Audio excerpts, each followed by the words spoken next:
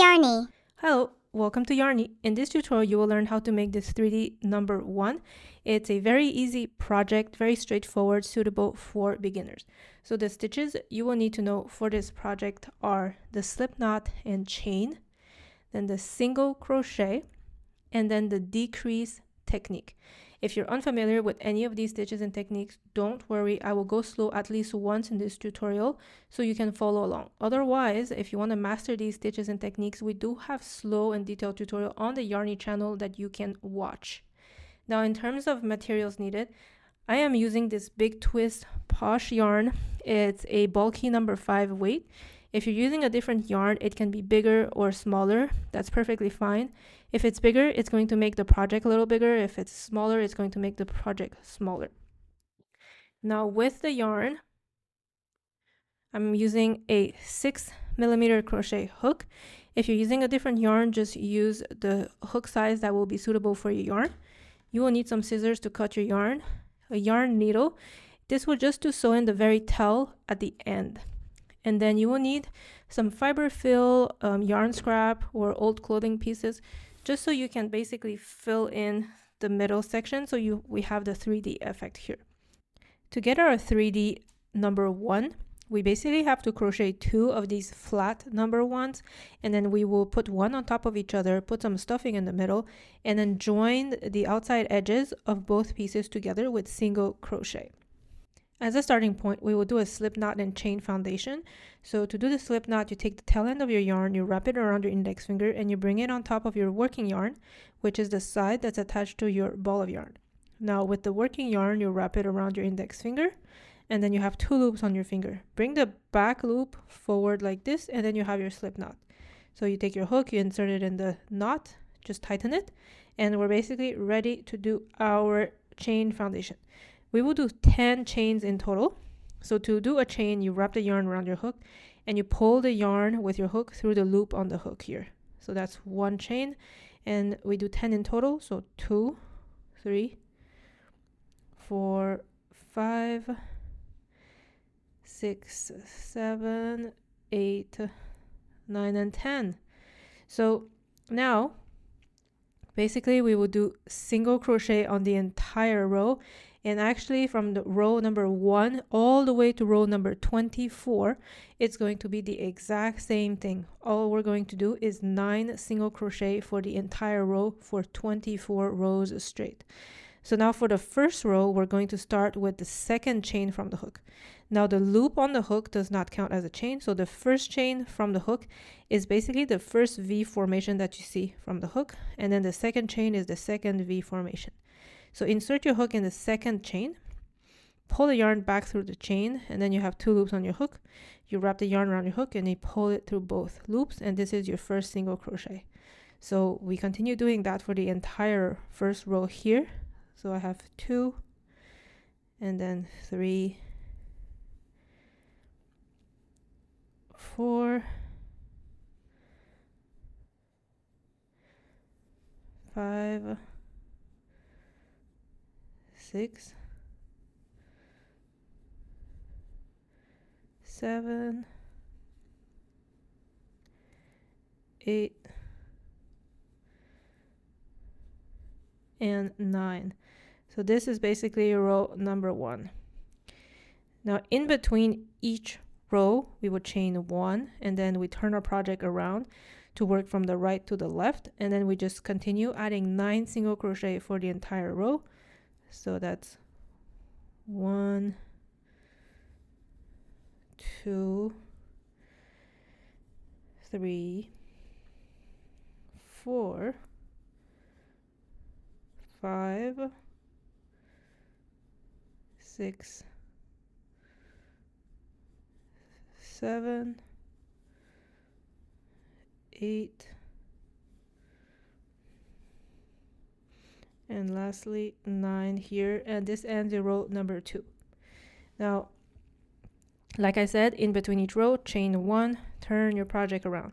So just continue doing row number 3 all the way until you reach row number 24. So we have already completed 2 rows. We're doing on number 3.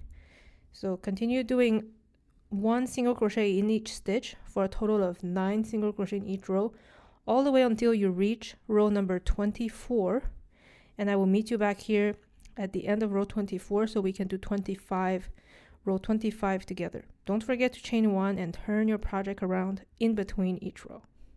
So I've just completed the last stitch of row 24. So we will do 25 together.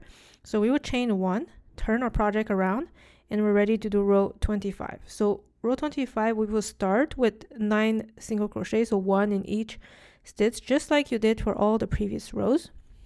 So 1, 2, 3,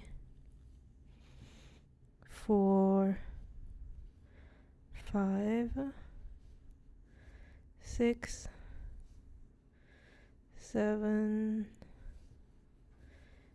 8, and 9. So then after these 9 single crochet, we're going to add 5 chains. So just continue with 5 chains. 1, 2, 3, 4, and 5. And then that's it. This is row 25. So now turn your project and we're going to work on row 26. We're basically going to do 13 single crochet on this row 26. And then the first 4 are going to be in these chains. So we're starting from the second chain from the hook. So again, the loop on the hook does not count as a chain. First chain from the hook is this first V formation. And then you move on to the second chain from the hook. So the second V formation. Here you will insert your first single crochet of the row 26. So 1. And then we just continue 1 single crochet in each stitch. So 2. 3, and then 4 here. So these are the 4 single crochet in the chains, and then you will see that you arrive at the solid portion here. You continue doing your single crochet in these stitches here. So then I have 5, 6, 7, 8, 9, 10, 11, 12, and 13. This is row 26. Now we will chain 1, turn our project around. So for row 27, for the first 11 stitch, we will basically do 1 single crochet in each stitch. Then we will have 2 stitches left at the end, which we will merge together, which is a decrease stitch. So let's do the first 11 stitch and then I will show you how to do the decrease. So 1 single crochet in each stitch for 11 stitches.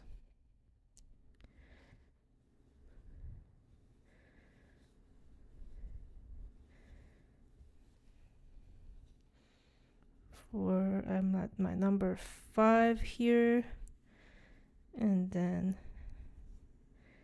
6, 7,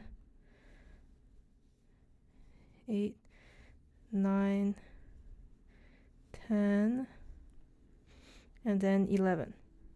So now we have 2 stitches at the end that are not worked on. To do the decrease, to merge these 2, you insert your hook into the next stitch, and then you pull the yarn back through the stitch, and then you insert your hook in the last stitch, and then you pull the yarn back through the last stitch, and then you have 3 loops on your hook. You wrap your yarn around your hook and you pull it through all 3 loops, and this is your decrease stitch. So that's it. So this is row 27. Now chain 1, turn your project around. Now for row 28, we will basically start with a decrease stitch. So we merge the 2 first stitch together like this.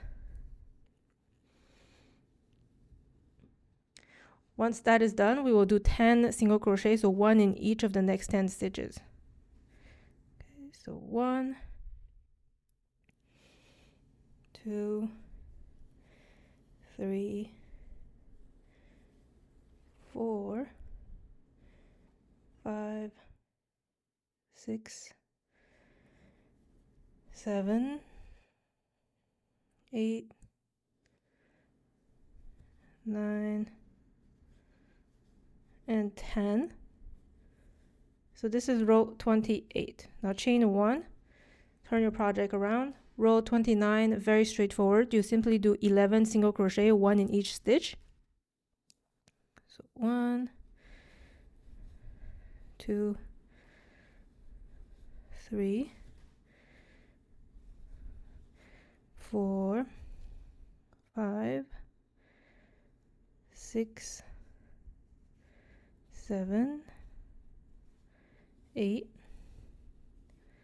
9, 10, and 11. So that's row 29. Now chain 1, turn your project around. Row 30, we will again start with a decrease.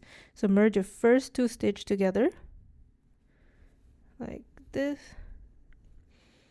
So once that is done, we will do 9 single crochet. So 1 single crochet in each of the next 9 stitches. 1, 2, 3, 4, 5, 6, 7, 8,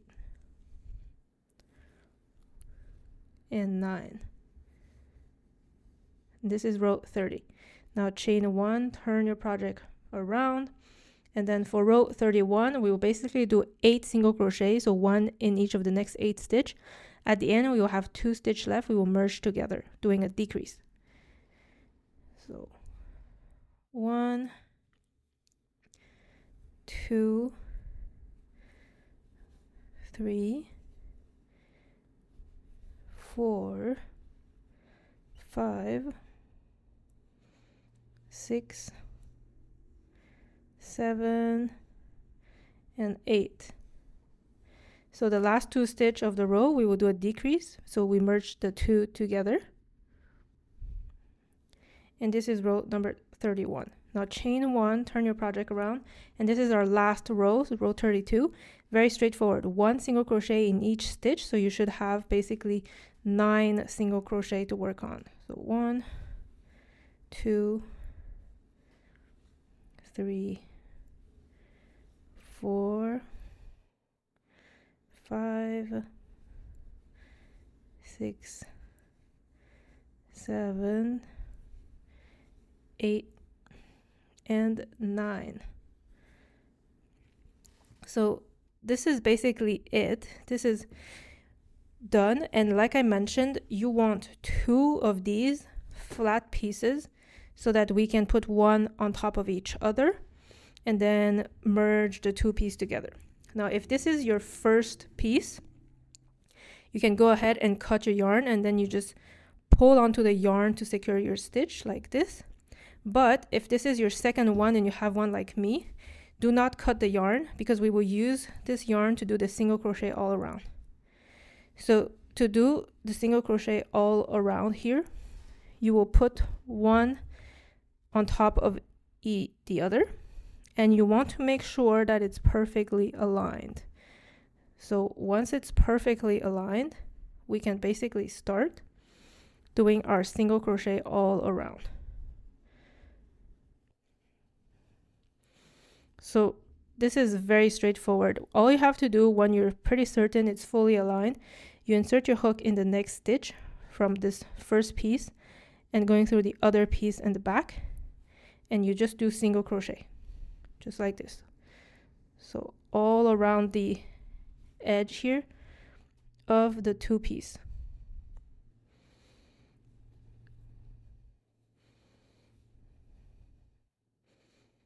So just like that, like just a bunch of single crochet all around the pieces. When you reach like a corner like this, to make it sharper, I like to insert more than 1 stitch. So I'm inserting my first stitch in the corner here, and I insert a second stitch in this exact same corner. This, by adding more than 1 stitch in the corner, it will make the corner look a little sharper, and it also naturally brings your hook to work on this other side. So you are working out here, and it will naturally bring your hook to this side because of the additional stitch. Now like you can see, it's kind of merging the two pieces. So you go ahead and do this all around, but don't forget, before you shut the piece, you need to stuff the inside of your project. You can use fiber fill or yarn scrap, whatever you have, to make the 3D effect. Then if you have these little pieces of yarn on the outside, you can just bring them on the inside so that it's hidden in the project, just like this. So go ahead and do that all around, and I will meet you once you've done all the way around here to show you how to end the project. So once you went all around the project with your single crochet and you're arriving at the end, we will finish the project with a slip stitch. So insert your hook in the next stitch. You will pull the yarn back through the stitch and also through the loop on the hook. So this is a slip stitch. Then you can cut your yarn. Then you will pull onto the yarn with your hook like this.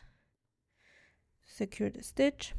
And then we will basically just use a little yarn needle to hide this yarn inside the project. So I just like to weave in the ends here and then bring the needle anywhere inside, then pulling onto this little tail, and you can just cut off the yarn. And this is how you do a 3D number 1. I really hope you enjoyed this tutorial. Don't forget to hit the like button. Please subscribe to the channel so we can reach 2,000 subscribers. And I'll see you soon for another tutorial. Thank you so much for watching.